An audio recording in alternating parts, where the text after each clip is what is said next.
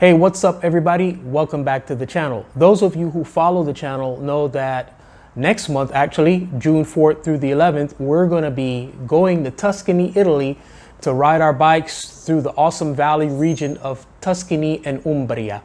We've got a deal set up with Inspired Italy, a touring and adventure company in the region.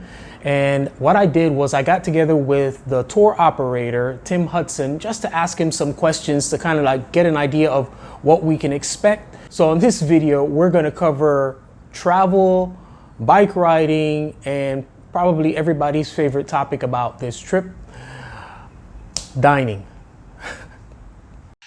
All right, they ask you if you want to leave. Yeah. Tim, do you want to go now? I said, hey, okay on that one. All right, so we've got Tim Hudson from Inspired Italy, and Tim is quickly becoming a mate of mine. All around good guy. So Tim, welcome. Thanks for sharing. Lewis. Hi, buddy. So listen, first thing that I wanted to ask you is, what is Inspired Italy? Okay, well, Inspired Italy is a small specialist tour operating company. We're UK based, although I have to tell you, I am not in the UK at the moment, as you can probably gather. Essentially, we do adventure activities, skiing in the winter in the Italian Dolomites, and cycling in the summer.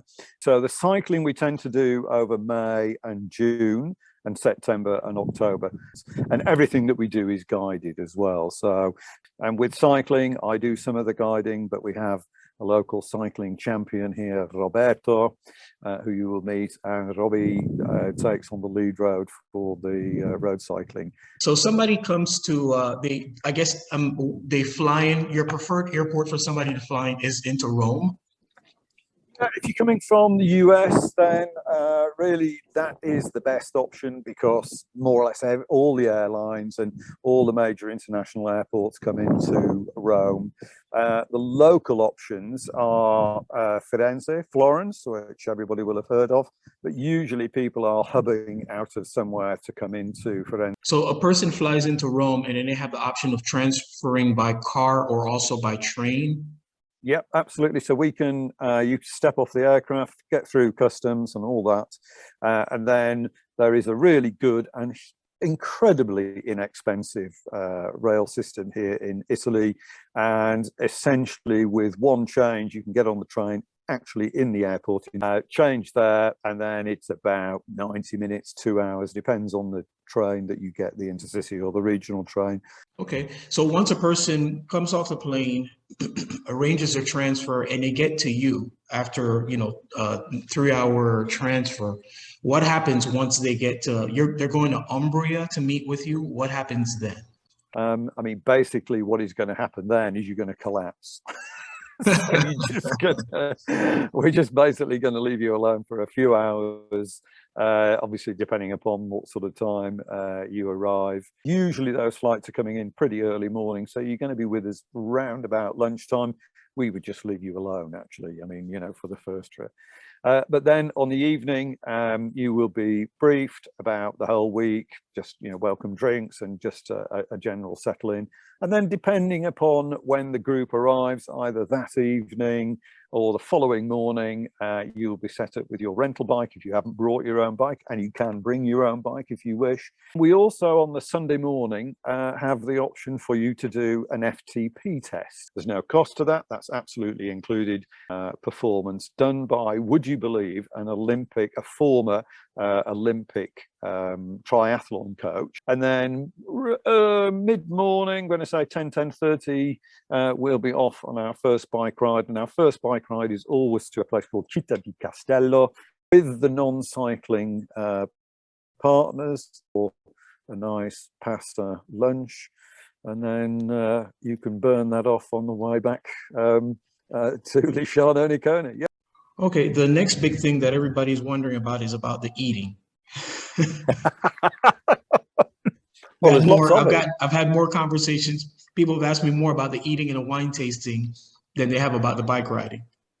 So can you tell me a little bit about what people can expect in terms of eating, wine tasting, meals, and things like that? Sure. Well, Italian food, goes without saying, has such a reputation, and deservedly so. It's you know, on the whole, it's homemade, it's made in the restaurants, and the varieties of pasta styles, if that's what you want to call it, and sauces are just enormous. We're in a very famous porcini area, so the mushroom pasta dishes here are very, very famous. And also in the woods behind me are the cingale, the wild boar. Pasta al cingale is very, very common, wild boar sauce. So, pizza, of course. We have a pizza evening, and we're going to show you how to make your own pizza. We have our own pizzaiolo, so he'll come in and allow you to get involved with that as well. Wine tasting, well, Italy, would you believe, is the world's largest wine producing country. And the reason for that is that many of the locals here have their own vines, grow their own grapes, and make their own wine. But commercially as well, you know, you're right in the heart of it here. So we have our local vineyard about 10 kilometers down the road, Il Girasole, owned by the very famous Gritti family from Venice. And Ursula Gritti herself will take us on a tour of her vineyard midweek, and you will get to taste all of the wares and have dinner on the vineyard as well. Wine. So yeah, food and wine here is, as you probably expect, is almost a religion. It's almost as, but it's probably a bit bigger than cycling, to be honest with you, the truth be known. But cycling is nearly... That's saying a lot, Tim. Yeah, absolutely. Saying a lot. Absolutely, yeah. But culturally, do you guys get the group riding there as well? Like when we're riding along the road, are we going to see other cyclists on the road? You will see a lot of other cyclists, but nothing like you've described. I mean, cycling here culturally is just huge. It really is. But they tend to be smaller groups, 2, 3, 4, 5 people. You will see pelotons of maybe 10 to 15, but that would actually be quite unusual. And with our tour, in terms of meals and accommodation, what's included with our tour? Basically everything.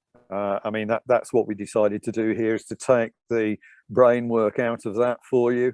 And so we will take you to the restaurants. Some meals are off-site.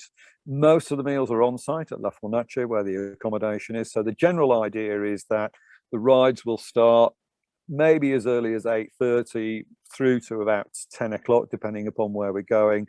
And in most cases, we're looking to come back to Fornace for lunch. Okay, and the non-cycling partners, what are they doing while we're riding? Sure. Well, very good question. Mainly relaxing. But what we've tried to do is to create a program that will allow the non-cycling partners to experience as much of the places that the cyclists are experiencing. And obviously they come along on the wine tasting, the visit to Pregio, etc. So typically their mornings are relaxing at the base, and then joining the activities in the afternoon that everybody is involved with. And then on the Friday, we have organized a taxi into the local centre of Cortona, which is Tuscany and famed for the Under the Tuscan Sun film. So yeah, plenty to do basically, and lots of different options depending upon group requirements and ideas. All right, guys, thanks for tuning in. Hey, listen, we still have approximately 4 or 5 slots that are available to be filled in this tour. It's still not too late. We're a little bit more than 30 days away from it. So I'll post a link in the description so that you can get all of the information regarding the tour, or you can just drop a question in the comment section and ask away, and I'll do the best that I can to answer any questions you may have about it. And hopefully you make the decision to say, hey, that sounds like a good trip. I'm joining those guys. As always, guys, you know, our aim here is to inform, instruct, inspire. Be blessed.